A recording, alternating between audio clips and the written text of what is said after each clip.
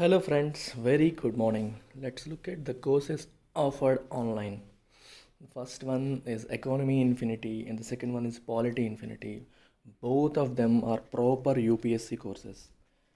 Offered at a very low fee structure of 5,000 per course. Come with lifetime validity. Both of them they come with lifetime validity. And you get to practice MCQs on our own test platform, LTX Classes app, and there'll be a lot of live examples during teaching, and there's a lot of analysis of Hindu newspaper and contemporary issues. It's a proper prelims come mains course. Make use of this opportunity. We are starting 2 new batches next week. One for economy, one for polity. Polity starts on Monday, economy starts on Tuesday, 15th and 16th. From July onwards, that is from the next batches onwards, the fee will be revised to 8,000 rupees. ఎందుకంటే నేను చాలా తక్కువ పెట్టాను COVID-19 వల్ల. So make use of this opportunity and join if you want to. English infinity 2,000 rupees is the fees.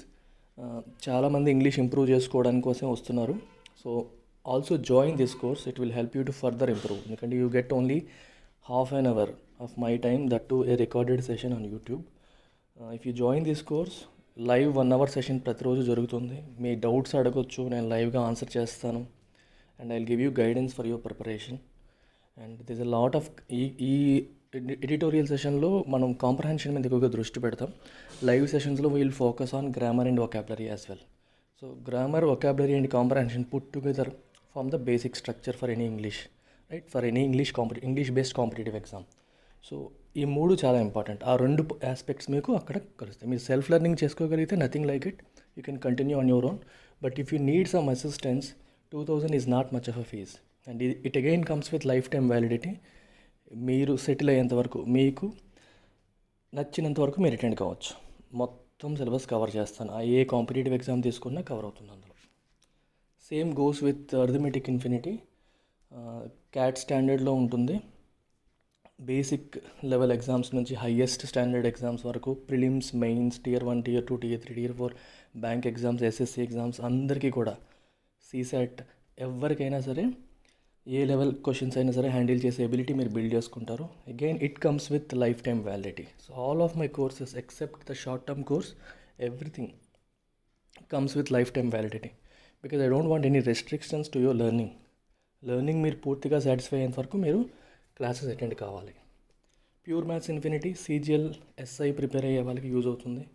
Aptitude infinity, again ఇంట్లో మనకు అన్నీ కలిసి వస్తాయి. Reasoning, arithmetic, pure maths, English. So bank prepare అయ్యే వాళ్ళు కానీ, SSC ప్రిపేర్ అయ్యే వాళ్ళు కానీ, it's a combo course. I will give everything in this course. Prelims, mains, అలాగే SSC వాళ్ళకి Tier 1, Tier 2, Tier 3, Tier 4, including interview preparation. I'll combine everything and I'm giving it to you here.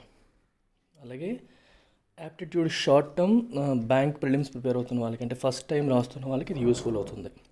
First time రాసే వాళ్ళే full fledged course రావాలంటే you can come for aptitude infinity. Or నాకు only prelims సరిపోతుంది అనుకునే వాళ్ళు you can take this 3,000 rupees course and later you can upgrade to 6,000 course.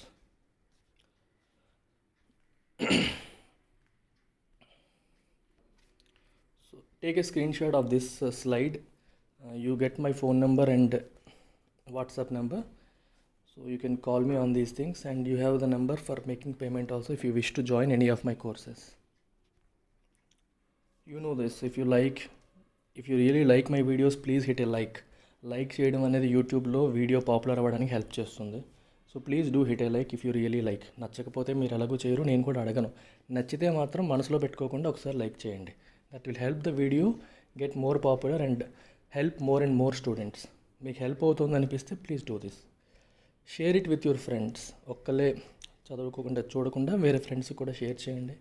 చాలామంది suffer అవుతున్నారు తెలుగులో ఎడిటోరియల్ అనాలిసిస్ చక్కగా చేసేవాళ్ళు లేక. సో ఆ గ్యాప్ ఫిల్ చేస్తున్నాను నేను. మీకు నచ్చుతున్నట్టయితే please do share it with your friends and subscribe to my channel if you want to watch all my videos daily.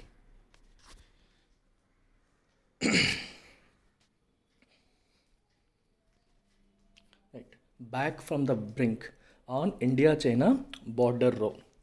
So before I begin this, చిన్న reminder మళ్ళీ చెప్తున్నాను, నిన్న కూడా చెప్పాను, ఇవాళ కూడా చెప్తున్నాను. ఇది అవ్వగానే మీరు వెంటనే క్విజ్ రాయాలి. సో చదవండి ఫస్ట్. నేను మార్నింగ్ 5 o'clock కల్లా ఎడిటోరియల్ అనాలిసిస్ 5 to 5:30 మధ్యలో ఏది చేస్తాననేది మన టెలిగ్రామ్ ఛానల్లో అప్లోడ్ చేస్తున్నాను, లింక్ పెడుతున్నాను. సో జాయిన్ ఆ టెలిగ్రామ్ ఛానల్ ఫస్ట్. డిస్క్రిప్షన్లో లింక్ ఉంటుంది, జాయిన్ అవ్వండి. ఎడిటోరియల్ అనాలిసిస్ 8 కల్లా అప్లోడ్ అయిపోతుంది. 8 కంటే ముందు మీరు చదవండి. చదివి మీ డౌట్స్ ఉన్నవన్నీ పక్కన రాసేసుకోండి. తర్వాత అనాలిసిస్ వినండి, రెండింటిని వెరిఫికేషన్ చేసుకోండి. అనాలిసిస్ విన్న తర్వాత క్విజ్ రాయండి. మన యూట్యూబ్ ఛానల్లోనే కమ్యూనిటీ పేజ్లో ఛానల్కి వెళ్ళి ప్లేలిస్ట్ అలా వస్తుంటాయి కదా వరుసగా, హోమ్ ప్లేలిస్ట్ అని, అందులో కమ్యూనిటీకి వెళ్ళండి. You get all questions 1 by 1. మొత్తం ఈ రోజుకున్న క్వశ్చన్స్ అన్ని రాసేయండి. కనీసం 7 to 8 క్వశ్చన్స్ పెడుతున్నా ప్రతిరోజు. సెషన్ అవ్వగానే పెడుతున్నాను. Attempt it completely, right? అలా క్లోజ్ చేయండి. తర్వాత మీ ప్రిపరేషన్లోకి మీరు వెళ్ళిపోండి. ఒక డిసిప్లిన్డ్గా ప్రిపేర్ అవుతూ ఉంటే, డిసిప్లిన్డ్గా చదువుతూ ఉంటే ఇట్ విల్ హెల్ప్ యూ. ఇంకా ఫర్దర్ ప్రిపరేషన్ కావాలి, మాకు బేసిక్స్ లేవనుకుంటే you have English course, you can join that. Even UPSC aspirants also can join that English course. It will help you comprehend better from the Hindi newspaper.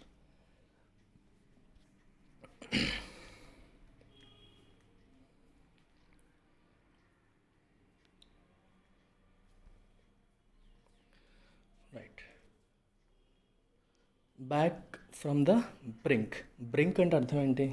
మీకు ఒక కొండగైన లేదా పర్వతం పైన ఎత్తైన ప్రాంతం, అంటే అక్కడి నుంచి కొంచెం అడుగేసి కింద పడిపోతే, ఇంకా మనం అడుగేస్తే కింద పడిపోతాం అనే ప్లేసెస్ ఉంటాయి చూడండి, హై క్లిఫ్ అనమాట.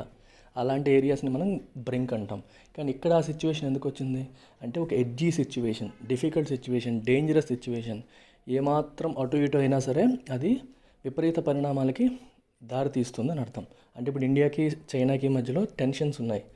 కొంచెం ఏమైనా తేడా అయినా సరే అది యుద్ధానికి దారి తీసే అవకాశాలు ఉంటాయి. సో దాన్ని అలాంటి ఎడ్జీ సిచ్యువేషన్స్ని మనం బ్రింక్ అంటారు.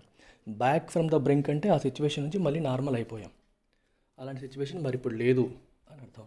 ఆన్ ఇండియా చైనా బార్డర్ రో అంటే మీనింగ్ ఇక్కడ గొడవ. రో అంటే వరస అని కాదు.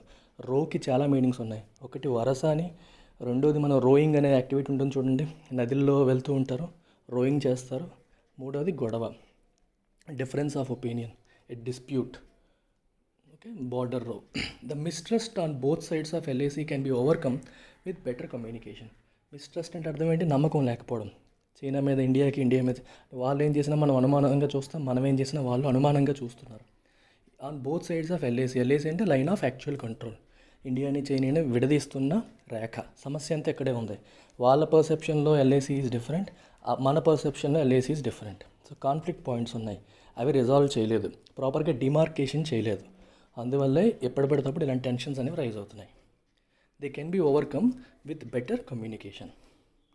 An agreement reached between India and China on June 6 for a partial disengagement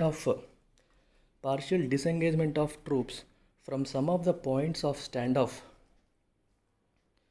along the line of actual control is a step in the right direction. June 6th India and China ఒక అగ్రిమెంట్కి reach అయ్యాయి. దీనికి for a partial disengagement of troops.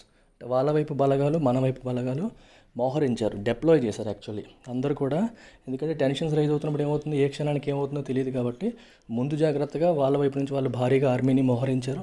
మన వైపు నుంచి మన వాళ్ళు కూడా భారీగా ఆర్మీని డిప్లాయ్ చేయడం జరిగింది. అది ఇంకా ఫర్దర్ టెన్షన్స్ని పెంచేసింది. ఏదో జరగబోతుందనే ఫీలింగ్, భయంతో ప్రజలు కూడా భయాందోళనకు గురయ్యే పరిస్థితి తీసుకొచ్చారు. అయితే ఇప్పుడు June 6th అగ్రిమెంట్ అయ్యి డిసెంగేజ్మెంట్, మళ్ళీ వెనక్కి వెళ్ళిపోండి అని చెప్పి ఒక నిర్ణయానికి వచ్చారు. సో చాలా ప్లేసెస్ నుంచి పార్షియల్గా, అంటే కొంచెం బలగాన్ని వెనక్కి పంపించడం మొదలుపెట్టారనమాట. And it is a step in the right direction. అది కరెక్ట్ డైరెక్షన్లో తీసుకున్న స్టెప్ అని చెప్పి అంటున్నారు. It is however just the first step. Of course ఇంక కంప్లీట్ అవ్వలేదు, అక్కడే రాశారు కదా పార్షియల్ డిసెంగేజ్మెంట్ అని, ఇంకా కంప్లీట్ కాలేదు. ఇది మొదటి అడుగు. Both sides face what is likely to be a long road ahead to restore the status quo ante prior to China's multiple incursions that began 1 month ago. Okay, both sides face what is likely to be a long road ahead. ఇంకా complete కాలేదు, ఇది just beginning. ఇది ఇంకా చాలా చేయాలి. మళ్ళీ 1 month back China began incursions అంటే invasions అని అర్థం చేసుకోవచ్చు. అంటే మన బార్డర్లోకి వాళ్ళు ఎంటర్ అయిపోవడం, చొరబాట్లు. తెలుగులో తీసుకోవాలంటే చొరబాట్లు, ఇంగ్లీష్లో చెప్పాలంటే invasion, entering into someone else's territory.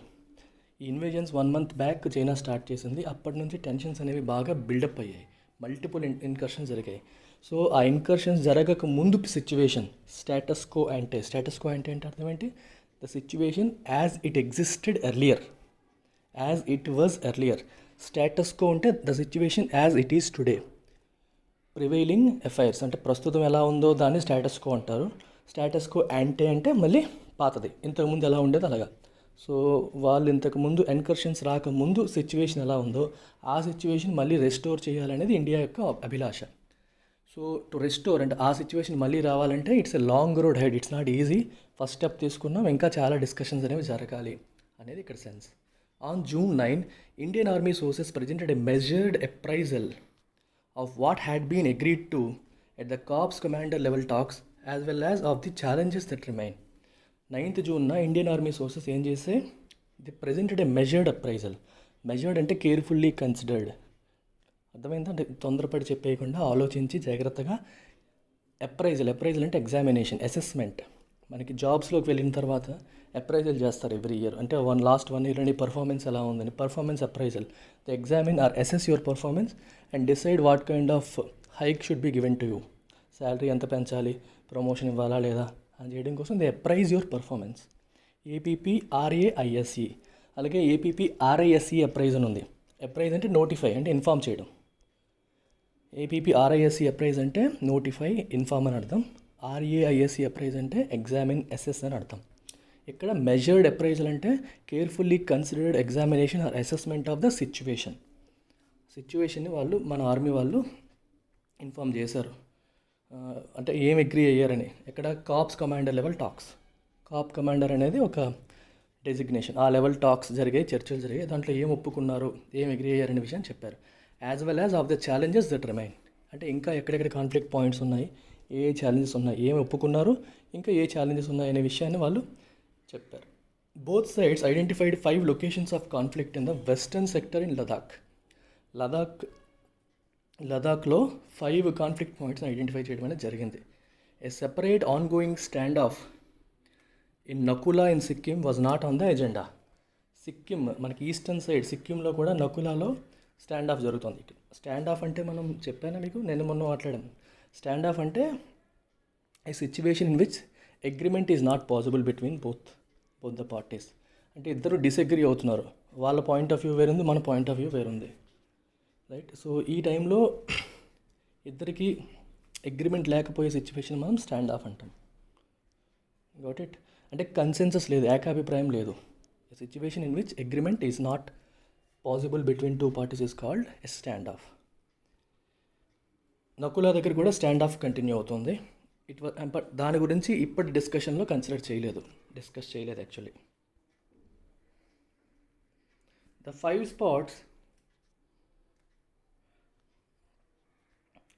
spots patrolling include patrolling points. Patrolling అంటే తెలుసు కదా, మనం పోలీస్ వెహికల్స్ తిరుగుతూ ఉంటాయి, అక్కడ ఏం జరుగుతుందో ఎలా ఉందని చెక్ చేస్తూ ఉంటారు. అలా 14, 15, 17 Chushul and the north bank of Pangong Tso lake, ఈ 5 పెట్రోలింగ్ పాయింట్స్ అనమాట. A broad plan has been agreed to hold a series of talks at lower level of Colonel, Brigadier, Major General at 4 of these points in the coming week to take forward the disengagement process.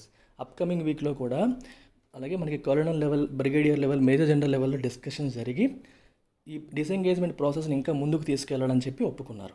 అంటే ఇప్పుడు ఒక డిస్కషన్లో అన్నీ తేలవు, ఒక్కొక్క step తీసుకుంటూ వెళ్తారు, మళ్ళీ multiple discussions జరుగుతాయి. డిసెంగేజ్మెంట్ అంటే వాళ్ళ ట్రూప్స్ వాళ్ళు వెనక్కి వెళ్ళడం, మన ట్రూప్స్ మనం వెనక్కి వెళ్ళడం. There, however, appear to be a serious differences. There, however, appear to be serious differences on Pangang Lake, which may require another round of higher level talks at the Corps Commander level. Pangang Lake దగ్గర మాత్రం difference of opinion చాలా ఎక్కువగా ఉన్నట్టుగా ఉంది. అంటే వాళ్ళు అంటే వాళ్ళ ఏరియా అంటున్నారు ఒకటి, మనమేమో మన ఏరియా అంటున్నాం. ఎస్పెషలీ ఫింగర్ 4 ఏరియా అంటారు. మీకు స్పేస్ నుండి చూస్తే ప్యాంగాంగ్లో లేక్ నార్త్ బ్యాంక్ దగ్గర, లదాఖ్ దగ్గర ప్యాంగాంగ్ లేక్ ఉంటుంది, ప్యాంగాంగ్సో లేక్. అది ఆల్మోస్ట్ 125-130 కిలోమీటర్స్ ప్రవహిస్తుంది ఆ లేక్. అందులో ఒక 25% ఇండియన్ టెరిటరీలో ఉంటుంది, రిమైనింగ్ అంతా చైనీస్ టెరిటరీలో ఉంటుంది అనమాట. మీరు 3 Idiots సినిమాలో క్లైమాక్స్ సీన్ చూసుంటారు, అక్కడున్న లేకే Pangong Tso lake, very beautiful lake. అక్కడ నార్థన్ బ్యాంక్స్, దానికి ఉత్తరాన ఉన్న ఒడ్డుల్లో మీకు స్పేస్ నుండి చూసినట్టు ఆకాశం నుండి చూసినప్పుడు మనకి ప్రొట్రూజన్స్ ఉంటాయి, అంటే పైకి లేచినట్టు ఉంటాయి అన్నమాట నేల. మీ దూరం నుంచి చూస్తే ఫింగర్లా అనిపిస్తుంది, అందుకే వాటిని ఫింగర్ పాయింట్స్ అంటారు. ఫింగర్ 1, ఫింగర్ 2, ఫింగర్ 3, ఫింగర్ 4 అలా ఉంటారు అనమాట. అందులో ఫింగర్ 4 దగ్గర ఇష్యూ ఉంది. Chinese troops have dug in at Finger 4 area on the lake's northern bank and still remain present on Indian side of LAC, which runs at Finger 8. So finger 4 వైపు వాళ్ళు డగ్గిన్ చేస్తారంటే వాళ్ళు వచ్చేసి వాళ్ళ జెండా పాతేస్తారు, అంటే వాళ్ళ వచ్చేసి అక్కడ మిలిటరీ వాళ్ళు ఉండడం కోసం సరిపడేటట్టుగా ఏర్పాట్లు చేసుకున్నారు. అది యాక్చువల్గా ఇండియన్ ఎల్ఏసీలోకి వస్తుంది, అంటే ఇండియన్ సైడ్ ఆఫ్ ఎల్ఏసీకి వస్తుంది. That is a conflict area no. అక్కడ నుంచి వాళ్ళు ఇంకా వెళ్ళలేదు. The fingers 1 to 8 running from west to east refer to mountain spurs on the northern bank. ఇప్పుడే చెప్పాను మీకు. బై ఎరెక్టింగ్ టెంట్స్ ఎరెక్ట్ చేశారు అక్కడ. ఎరెక్ట్ చేయడం అంటే మనం తెలుసు కదా, టెంట్ లేపడం, వేయడం అనమాట. Making it stand upright. China has unilaterally change the status quo. Unilateral అంటే వితౌట్ ఎనీ డిస్కషన్, వేరే వాళ్ళతో డిస్కషన్ లేకుండా, అగ్రిమెంట్ ఉందా లేదా చూసుకోకుండా ఏకపక్షంగా అంటాం తెలుగులో. యూనిలేటరల్లీ ద్వైపాక్షిక చర్చలు అంటారు. బైలేటరల్ డైలాగ్, బైలేటరల్ టాక్స్ అంటారు. యూనిలేటరల్ అంటే ఏకపక్షంగా, without involving others. Change the status quo. Status quo అంటే సిచ్యువేషన్ యాజ్ ఇట్ ఈజ్. ప్రస్తుతం ఉన్న సిచ్యువేషన్ వాళ్ళు మార్చేశారు. అందుకే మనకి ఇప్పుడు ఏం కావాలి, వీ నీడ్ స్టేటస్ కో అంటే ఇంతకు ముందు ఎలా ఉండదు అలా కావాలి, బికాస్ స్టేటస్ కో అనేది చేంజ్ అయిపోయింది కాబట్టి. India has made clear it will not accept nothing less than restoring the status quo అంటే, and will not dilute its build up in the area until and unless China draws down artillery, bombers, rocket forces, air defense radars and jammers that it has amassed behind the front lines on its side of LAC. India క్లియర్గా చెప్పేసింది ఏమని, it will accept nothing less than status quo అంటే, ఇంతకుముందు ఏ situation అయితే ఉండేదో 5th May రోజు వాళ్ళు incursions చేశారు, 5th May కంటే ముందు ఏ సిచ్యువేషన్ ఉండేదో దాన్నే మనం ఏమంటాం స్టేటస్ కో అంటే. The situation as it existed earlier, అది రెస్టోర్ చేసేంత వరకు ఇండియా యాక్సెప్ట్ చేయదు. అది రెస్టోర్ చేయడమే కావాలి.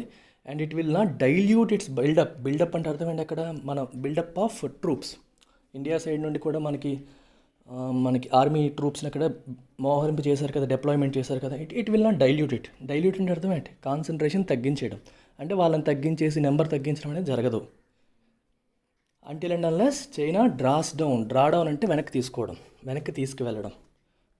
డిప్లాయ్మెంట్ అంటే మోహరించడం, అంటే బ్రింగింగ్ దెమ్, అంటే వాళ్ళకి ఫ్రంట్ లైన్ దగ్గరికి మొత్తం అందరినీ తీసుకురావడం, అక్కడ ఎల్ఏసీ దగ్గరికి, బార్డర్ దగ్గరికి అందరినీ తీసుకురావడానికి డిప్లాయ్మెంట్ అంటాం. డ్రా డౌన్ అంటే అక్కడ నుంచి మళ్ళీ వెనక్కి వెళ్ళిపోవడం, అర్థమవుతుందా, విత్డ్రా అనమాట. Draws down artillery, bombers, rocket forces, air defence radars and jammers, ఇవన్నీ మనకి మిలిటరీ వెపనరీ, ఇవన్నీ పట్టుకొని వచ్చేసారు, మొత్తం యుద్ధం అయిపోతుందేమో అన్నట్టుగా. So China has to draw down all of them. That it has amassed అంటే గ్యాదర్ టుగెదర్, అన్నీ అక్కడ దగ్గరికి చేర్చేసింది. Behind the front lines on it side of LAC. Front line వెనకాలంటే వాళ్ళ ఎల్ఏసీ సైడ్, ఎల్ఏసీ అని చెప్పాను, లైన్ ఆఫ్ యాక్చువల్ కంట్రోల్, మన వైపు కాకుండా వాళ్ళ వైపు వాళ్ళు అమాస్ చేశారు, దాన్ని డ్రా డౌన్ చేయాలి, వెనక్కి తీసుకెళ్ళాలి. The demands made at ground level talk suggest China's moves May in part be motivated by it's insecurities at India's recent improvements in infrastructure on the Indian side of LAC, which have helped reduce the enormous asymmetry that China has enjoyed and now wants to preserve. Beautiful sentence. చూడండి, asymmetry అంటే అర్థం ఏంటి, lack of symmetry అంటే ఇటువైపు నుండి చూసినా ఒకే రకమైన structure ఉండడాన్ని సిమెట్రీ అంటాం.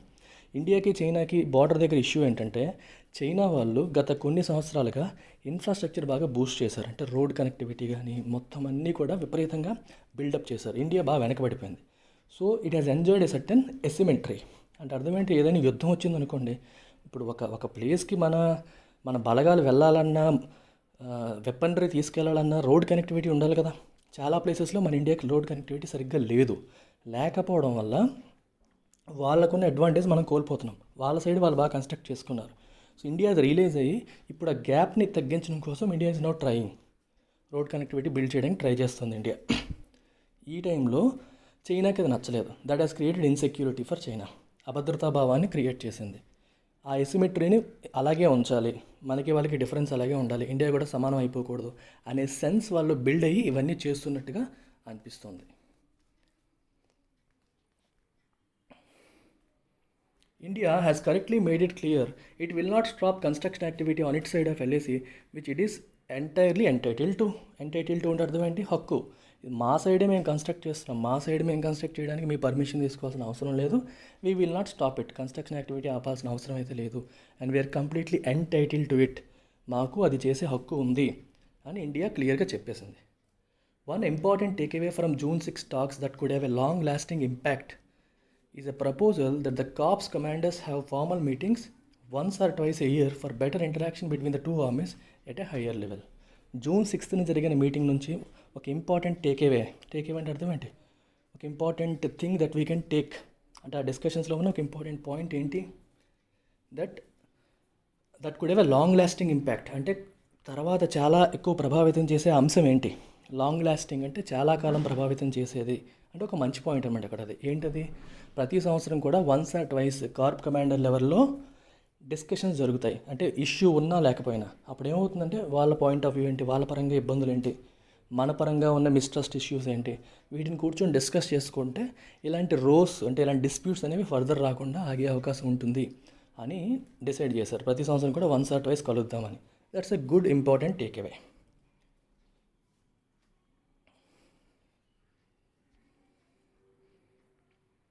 Right. If there is one thing that the recent tensions have made it clear, it is the urgent need for better communication to address the strategic mistrust that prevails on both sides of the LAC. Prevail అంటే exist as a common place.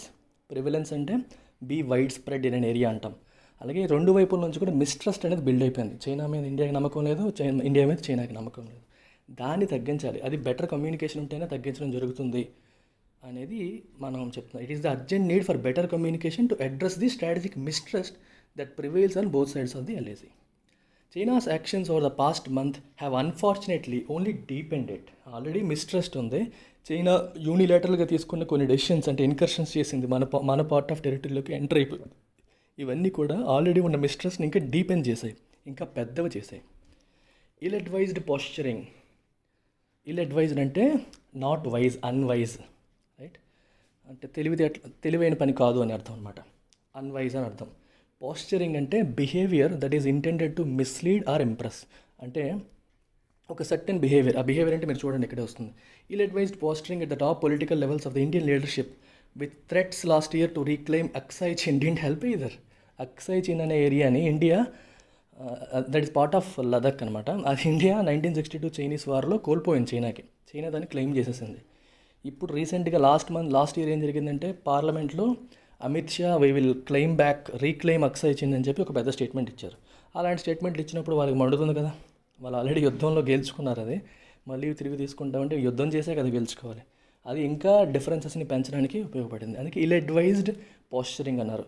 So India's political leadership యొక్క behaviour that kind of hurt them. చైనాని hurt చేసింది. Ill advised అంటే unwise. మన వైపు నుంచి అది correct వినడానికి బాగుంటుంది, కానీ అది రెండు కంట్రీల మధ్య రిలేషన్స్ని దెబ్బతీస్తుంది. అందుకే దాన్ని అన్వైజ్ పోస్చరింగ్ అన్నాం. Both sides must now look ahead. ఇప్పుడు ఇంకా ముందుకు చూడాలి. And at what can be done, ఏం చేయగలం అనే విషయాన్ని చూడాలి. గతాన్ని బరీ చేయాలి with lessons from the mistakes of the recent పాస్ట్లో జరిగిన తప్పుల నుంచి మనం లెసన్స్ నేర్చుకొని we have to look forward okay for a డిస్ప్యూట్లెస్ ఫ్యూచర్. డిస్ప్యూట్స్ లేకుండా ప్రశాంతంగా టెన్షన్స్ లేకుండా ఉండే ఫ్యూచర్ కోసం వీ షుడ్ లుక్ ఫార్వర్డ్ అని చెప్పి ఎండ్ చేస్తున్నారు. That's about it guys. Thank you very much. Happy learning.